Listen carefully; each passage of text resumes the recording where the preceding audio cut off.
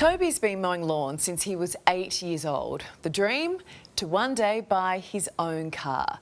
At 18, he could finally afford it. But unfortunately, it's from a dealer all too familiar to us. The conduct of the business was abysmal. We just wanted to present this little gift to Automax on behalf of all the customers who say they've been sold a lemon by Automax. We first exposed these lemon dealers in 2021. Since then, we've been inundated with your stories, from Rihanna, who'd been waiting a year for her Jeep. Here we are 12 months later and I still don't have it. To Chen, who was offered cash not to speak with us. So they wanted to pay you money not to do this interview with us? Yes, yeah. It's a car yard I've been to more times than I can count, and it looks a little different now because after years of current affairs stories, the authorities have finally taken action. After changing its name from Automax to United Automotive, the car yard's had its licence torn up by Consumer Affairs Victoria, forced out of its Dandenong premises in Melbourne. For the first time, we can show you the man behind the empire, Mark Romanik, who's been globe-trotting while his angry customers have been languishing.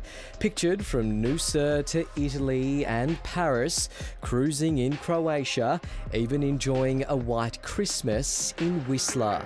So the car was a 79 Series Land Cruiser. It's been my dream car since I was about 10. 18-year-old Toby's been caught in the crosshairs, without a car and without a refund, after United shut up shop and ran off with his $62,000 payment.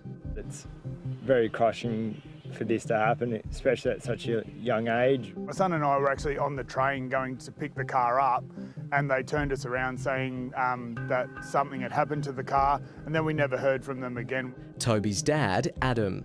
Toby started mowing lawns from about 8 years of age. He'd saved all of that money. He had 13 clients. I drove him around for weekends after weekends mowing lawns.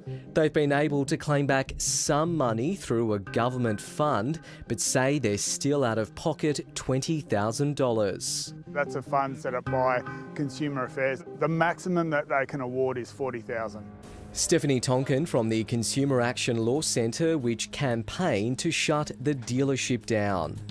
On our frontline services, we heard from dozens and dozens of people who had been harmed by the practices of this business. Mark Romanik since packed up his life in Melbourne and moved to Perth.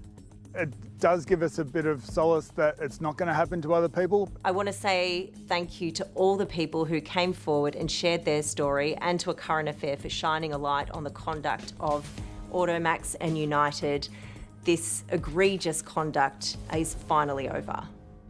Yep, it ends here. Car yard owner Mark Romanik has declined to answer any of our questions.